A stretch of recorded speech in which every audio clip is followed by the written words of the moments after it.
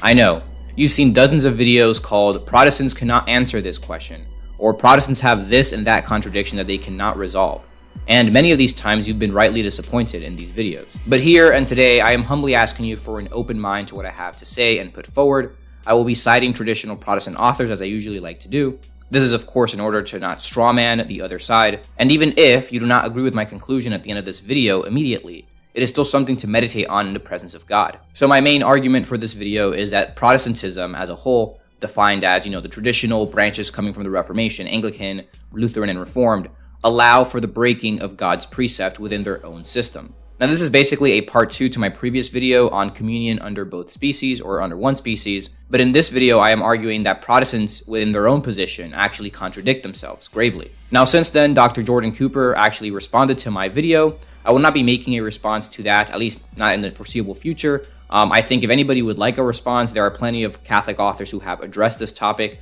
With all due respect to Dr. Jordan Cooper, I think people like St. Robert Bellarmine have addressed Martin Chemnitz's arguments, who pretty much is the basis for Dr. Cooper's video. And I know you could always go back and forth. Well, Gerhard responded to Bellarmine and then this Catholic author. We can go on forever. I mean, there's responses to responses for responses. But my point is I will not be making myself a response video, at least not in the immediate future. I might revisit this topic maybe later on and go over some of the passages that Dr. Cooper exegeted. But I am thankful and humbled that Dr. Cooper watched my video and made a response. So really, that's a pretty big deal for me. Now, Protestants contradict themselves, and in their own system, they break a divine precept because they hold that 1, it is a divine precept to receive communion in both kinds. 2, they allow those who cannot receive in both kinds to abstain from one element. For example, those who might be extremely sick and cannot swallow bread, or if somebody is a struggling alcoholic, for example, they allow them to only receive the Eucharistic bread. And my third point, the conclusion, is that this is a contradiction. This is a breaking of the divine precept within the Protestant system. Now, Catholics don't fall into this because, as I pointed out in my last video, it is a divine precept to consecrate in both kinds to show forth the sacrifice. But the Catholic Church has never considered it a divine precept to receive in both kinds, or to administer in both kinds, as we see from the early historical evidence. We can sure make an argument that it was the ordinary practice to receive in both kinds. It is much more fitting to receive in both kinds, just like, for example, baptism by full immersion is more fitting. But the early church, in allowing for extraordinary situations and practices, such as private communion at home, or the liturgy of the pre-sanctified, in which the faithful receive communion in one kind, implies their belief that they did not see it as a divine precept to receive both kinds, which is the Catholic position. And this would, of course, go against the supposed Protestant precept. Now, I know there could be plenty of objections going through your head right now, and that's fine, that's expected, but first, if you're not subscribed, make sure to subscribe, leave a like, comment after the video, share your thoughts, and share the video with others. Let me know what you think. Whether you love my videos, whether you despise them and you want me to stop making videos, just subscribe. It helps me a lot. It really does. And thank you. God bless you. Now, before we continue to more of the argument, we have to understand the nature of divine law. Divine law has God himself as the legislator. And because God is the supreme being, the supreme legislator, it follows that no other lower authority, which is pretty much everything else, whether the church, governments, or individual people, can overrule or break his precepts, his laws. To break a divine precept is to sin against the divine legislator, since we are subject to him, and we are bound to obey his laws. However, an important distinction is between breaking a precept and being unable to fulfill a precept.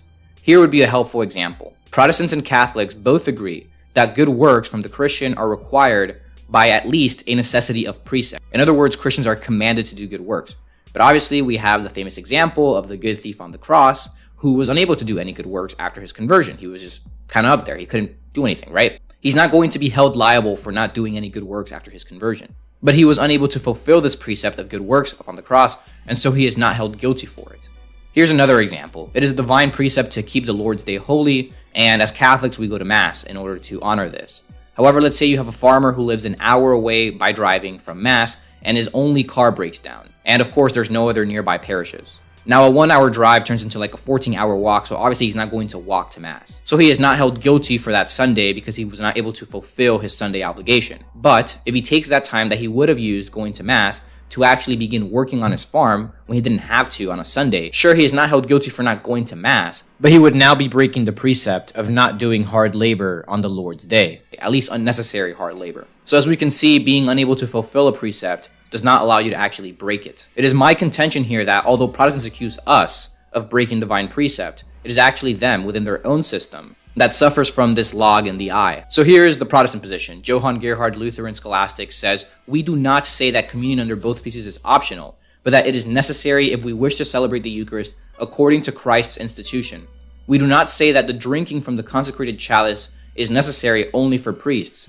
Rather, we affirm that it is necessary for all communicants." End quote. Another Lutheran, Peter Haberkorn, he was writing a little bit later, he says, "Papists fundamentally err on this most serious article, in maintaining that the Holy Eucharist can be administered under one species, with the blessed chalice withheld. For it is absolutely clear that the blessed chalice is required with the same necessity as the blessed bread, as has been demonstrated to the Papists up to this point from the words of institution." End quote.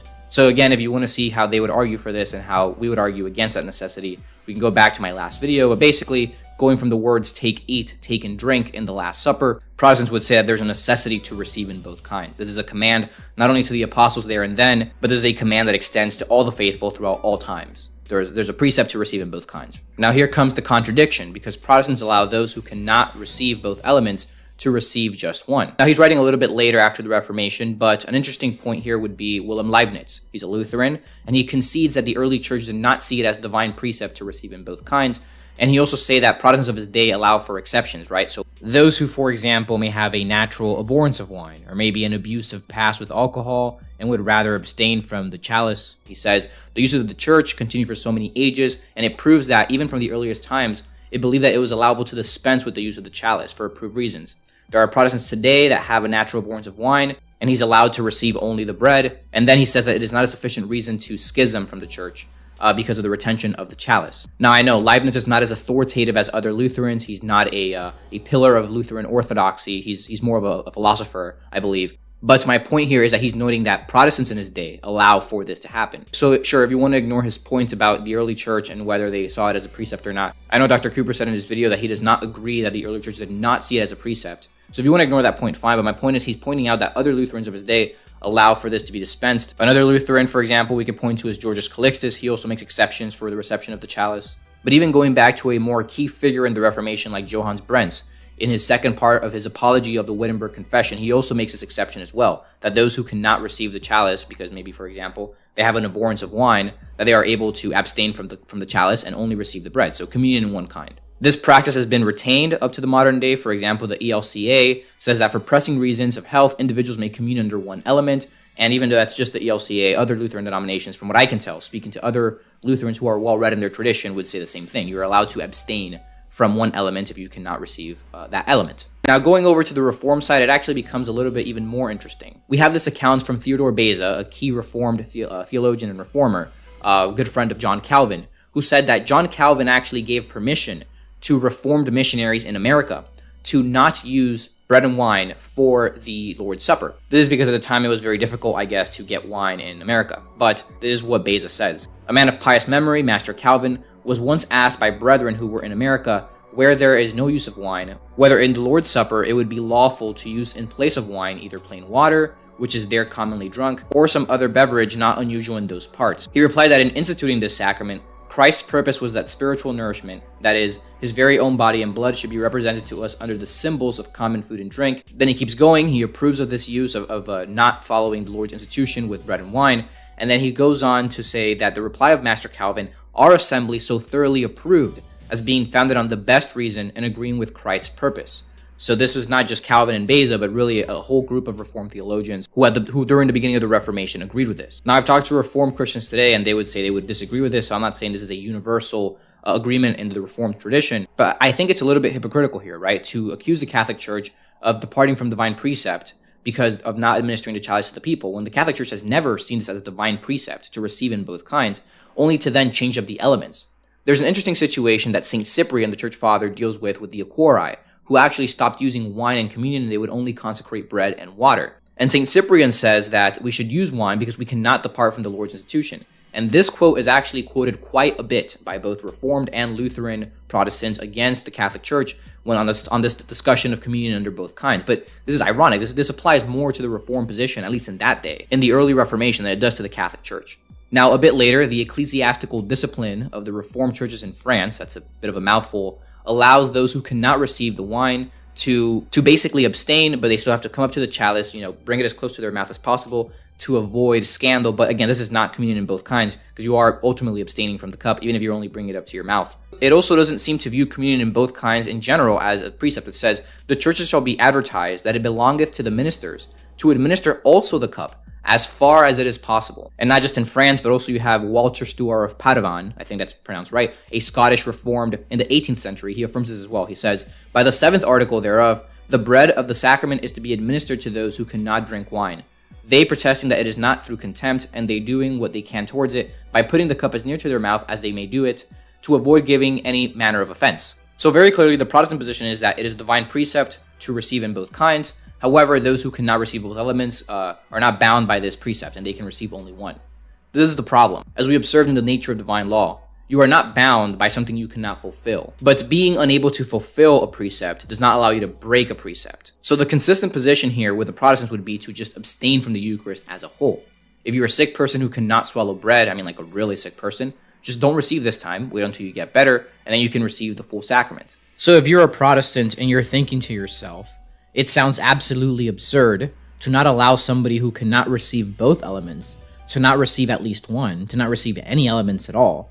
This is the logical conclusion if we want to be consistent with the nature of divine law of your position. Now, this is what the Wallenberg brothers say. The Wallenbergs were Irenic Catholic theologians and apologists writing in the 17th century, and they were responding to people like Gerhard, people like Calovius in the Lutheran tradition, and they were very well read in the Protestant tradition. They say, nor can the Reformed evade this by appealing to necessity, claiming that abstainers, those who cannot drink wine, are exempt.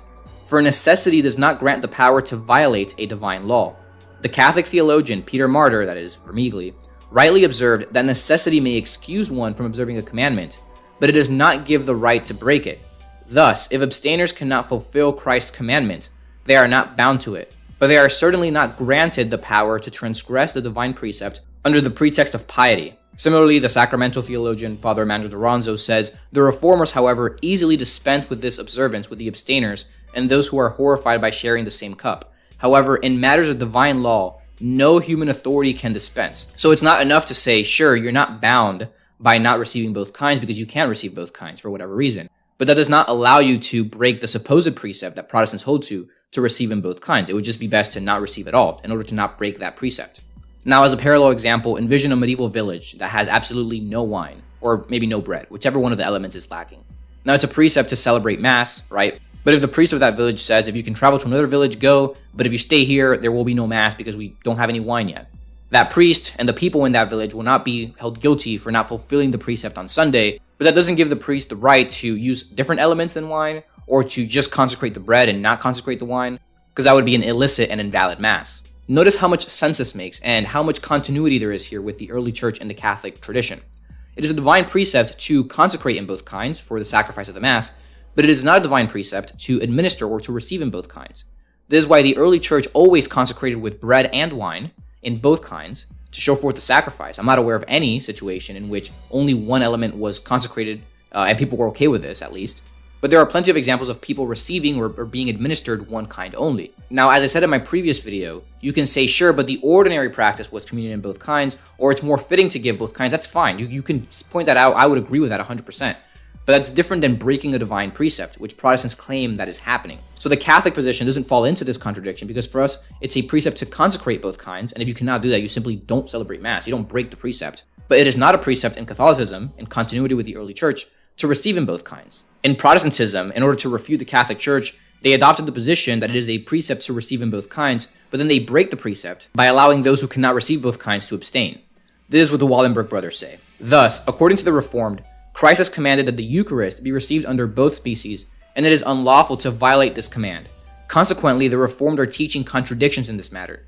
They cannot refute the Catholic position without also contradicting themselves. If they claim that their discipline has superseded their public confessions and the French Catechism, then no cause for schism remains, nor any controversy at all.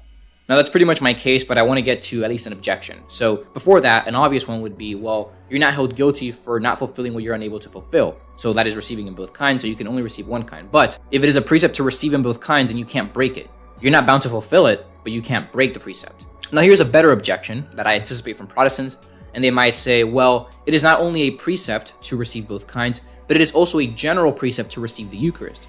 So we have this general, larger precept, more important precept of receiving the Eucharist from Christ, and we also have the precept of receiving in both kinds. And because these two are kind of like in contradiction to another, if someone is sick or if someone can't receive wine, and because you are fulfilling the divine precept of receiving the Eucharist in general, you are not held guilty for not receiving it in both kinds. Now, this logic and principle is fine. Here's how the Reformed theologian Peter Martyr Remigli would put it.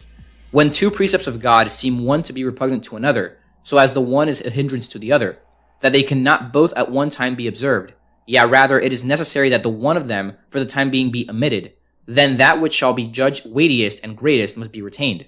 But yet in the meantime, that other which is reckoned to be less and lighter is not violated, because in the same there is nothing done against the will of God. And he gives this example. He says, the law commands that everyone should have respect to the safety of his neighbor, and if one be a magistrate, that he by arms defend a city. But the same law commands that we must not labor on the Sabbath day. And he gives the example of if your city is raided on Sunday and you have to defend your family and your citizens and all that, obviously you're not held guilty for laboring on the Lord's day.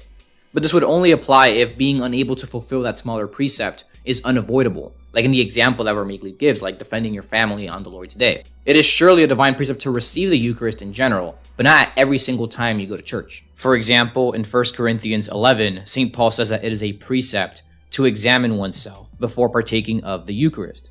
However, let's say you don't have time to examine yourself and you go to church. You don't break the precept of examining yourself just to fulfill the precept of receiving the Eucharist. You simply abstain this time and examine yourself next time you go to church, and then you can receive. These are basic principles of divine law, but it seems like in this issue, in order to own the papists, the Protestants just forget it. Similarly to the Protestants, we can say, if receiving in both kinds is a divine precept, then we cannot break this precept in order to fulfill the precept of receiving the Eucharist. Here we are only being consistent with the other example of examining oneself. We're only using consistent logic in applying divine law. Thus, Protestants are left with two solutions. Either one, concede that it is not a divine precept to receive in both kinds, and therefore their own denomination does not contradict itself when it allows abstainers to abstain from one element. This would of course be conceding the entire traditional Protestant position on this issue.